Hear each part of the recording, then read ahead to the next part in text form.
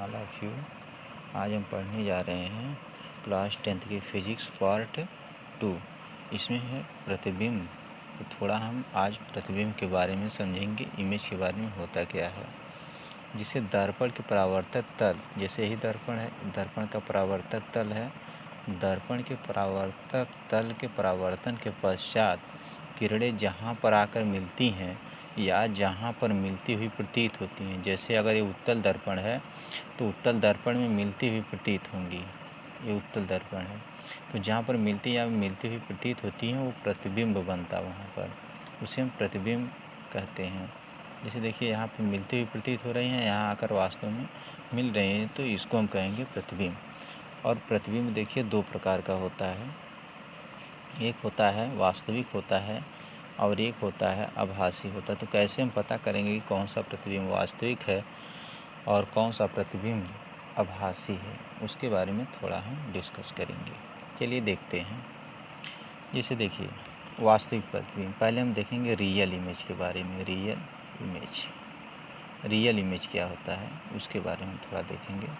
Real image देखिए, जैसे अगर मान लेते हैं कि यहाँ पर अवतल दर्पण है, ये कौन सा दर्पण है? अवतल दर्पण है, चाहे कोई भी दर्पण मान लेते हैं, अवतल दर्पण नहीं कोई भी दर्पण मान लेते हैं। तो यहाँ पर हमने एक मोमबत्ती रख दिया है, यहाँ पर एक मोमबत्ती हमने रख दिया और यहाँ पर एक पर्दा हमने रख दिया है। और जब इस मोमबत्ती का प्रतिबिंब शीशे में बनेगा और शीशे का प्रतिबिंब पीछे पर्दे पर देखेंगे तो बनेगा, इस पर्दे पर जो है इसका प्रतिबिंब मोमबत्ती का बनेगा, तो इसको कहेंगे कि हम यह जो प्रतिबिंब है ये कैसा है? वास्तविक। कैसा प्रतिबिंब है? वास्तविक। अगर यही प्रतिबिंब नहीं बन रहा है तो हम कहेंगे कि ये आभासी प्रतिबिंब है। बात समझ में आई? अब चलिए हम देखते हैं कि गोलीय दर्पण द्वारा प्रतिबिंब बनने के नियम क्या क्या हैं। गोलीय दर्पण द्वारा प्रतिबिंब बनने के नियम। गोलीय दर्पण द्वारा प्रतिबिंब बनने के नियम। प्रतिबिंब बनने के नियम, इसके बारे में थोड़ा हम देखेंगे। तो सबसे पहले प्रतिबिंब बनने के नियम में देखते हैं कि अवतल दर्पण हो चाहे उत्तल दर्पण हो, अगर हम किरण भेज रहे हैं तो वह कहाँ से परावर्तित होती है, यही अगर हम समझ लेंगे तो प्रतिबिंब आसानी से बना लेंगे। कोई भी दर्पण हो और वस्तु कहीं भी रखी हो। पहले देखिए हम देखते हैं कि अवतल दर्पण में ये जो है ये हमारा अवतल दर्पण है, ठीक। और अवतल दर्पण में यह जो है हमारा मुख्य अक्ष, यह जो है मुख्य अक्ष। देखिए अगर मुख्य अक्ष के समांतर कोई किरण आ रही है और दर्पण से टकराकर परावर्तित होती है तो वह फोकस से होकर जाएगी, और यहाँ पर अगर वक्रता केंद्र C है और C को डाट करके यहाँ मिला दें तो ये अभिलंब कहलाएगा। इसको हम कहेंगे I है और ये क्या है? R है। इसी तरह से हम देखेंगे उत्तल दर्पण में। उत्तल दर्पण में देखिए ये दर्पण का ध्रुव है P, यहाँ पर भी P है और यहाँ से अनंत से कोई किरण आ रही है और यह दर्पण से टकराने के पश्चात वापस चली जाएगी, लेकिन ये मिलती हुई कहाँ प्रतीत होगी? फोकस पर। यह मिलती हुई फोकस पर प्रतीत होगी और यहाँ से इसका वक्रता केंद्र जो है C होगा और C को हम यहाँ दिखा देंगे, ठीक नहीं। और C जो वक्रता केंद्र होगा ये इस तरह से हो जाएगा, सीधे में हो जाएगा। तो ये हमारा हो जाएगा I हो जाएगा और ये हो जाएगा R, मतलब आपतन कोण बराबर परावर्तन कोण होता है, ये R हो जाएगा। तो ये चीज़ हो गई कि मतलब अगर ये अवतल दर्पण है, अगर अवतल दर्पण में मुख्य अक्ष के समांतर जा रहे तो प्रतिबिंब कहाँ बनेगा, और उत्तल दर्पण में मुख्य अक्ष के समांतर जा रहे तो प्रतिबिंब कहाँ बनेगा। तो देख रहे हैं दोनों पर ही फोकस पर ही प्रतिबिंब बन रहे हैं। अब दूसरी स्थिति है कि जब वक्रता केंद्र से होकर कोई रेखा जाएगी। जैसे देखिए, ये जो है हमारा अवतल दर्पण है, ये वक्रता केंद्र है C। जब इसके वक्रता केंद्र से होकर कोई किरण जाएगी, तो जब इसके वक्रता केंद्र से कोई किरण होकर जाएगी तो वह पुनः उसी मार्ग में वापस लौट जाएगी, चाहे वो अवतल दर्पण हो और चाहे उत्तल दर्पण हो। जैसे यहाँ देखिए C है, ये F है और यहाँ से कोई किरण आ रही है और पुनः ये अपनी उसी मार्ग में वापस लौट जा रही है, लेकिन यहाँ पर वक्रता केंद्र पर आती हुई प्रतीत होती है। ठीक ना। अब देखिए तीसरी कंडीशन जो है यह है कि अगर चाहे उत्तल दर्पण हो चाहे अवतल दर्पण हो, जब किरण F मतलब फोकस से होकर जाएगी तब क्या होगा।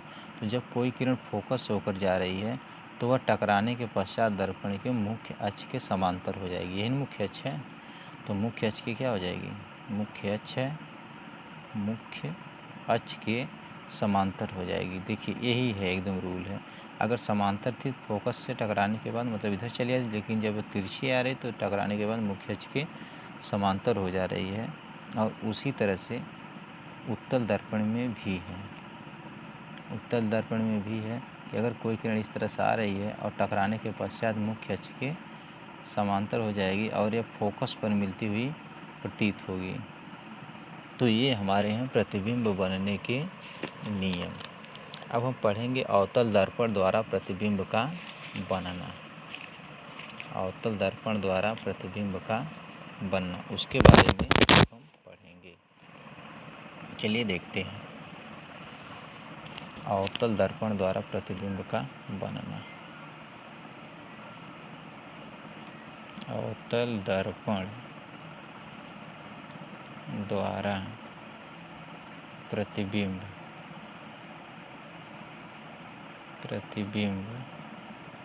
का बनना।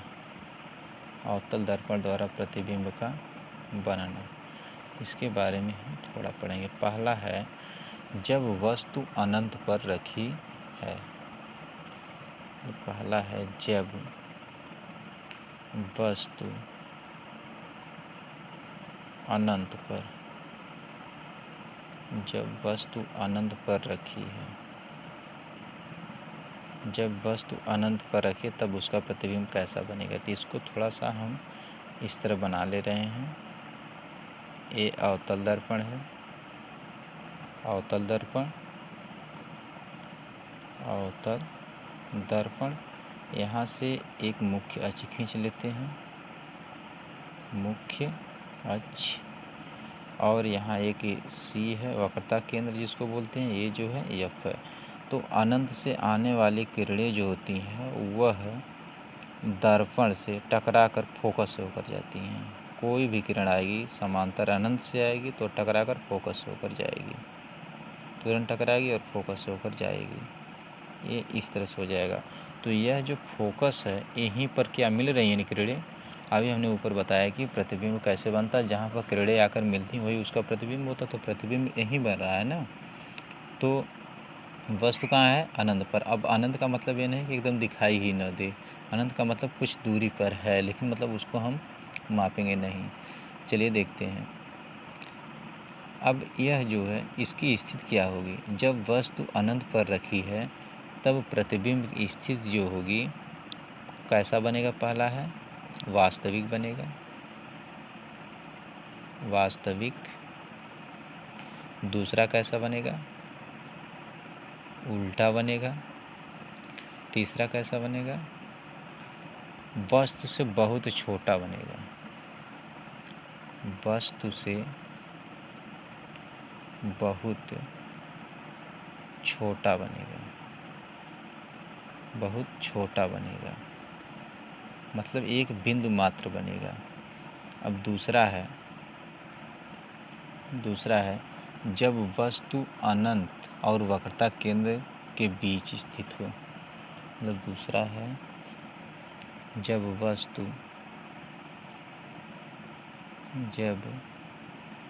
वस्तु अनंत तथा वक्रता केंद्र के बीच स्थित है। तथा वक्रता केंद्र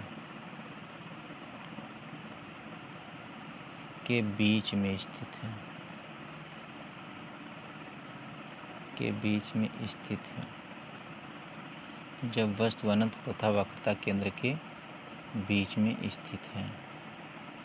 देखिए ये है अवतल दर्पण।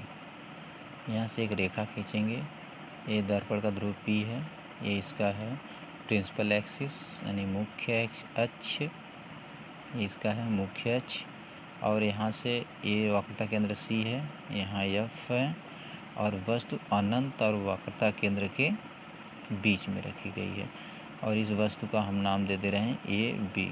और ये टकराएगी दर्पण से, टकराने के बाद इधर वापस आएगी और एक किरण वक्रता केंद्र से होकर जाएगी और वक्रता केंद्र से जाएगी और पुनः उसी माध्यम में वापस लौट जाएगी और पुनः उसी माध्यम में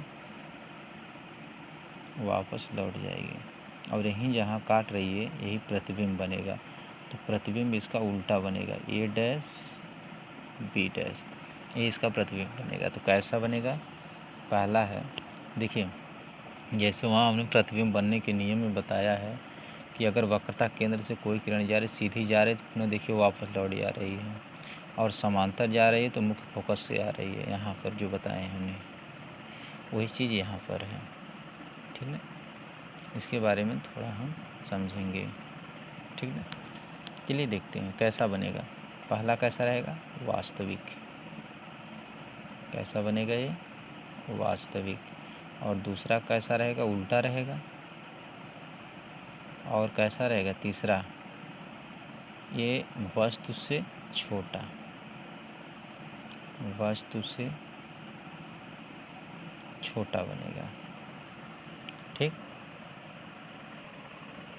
अब हम पढ़ेंगे तीसरा है, जब वस्तु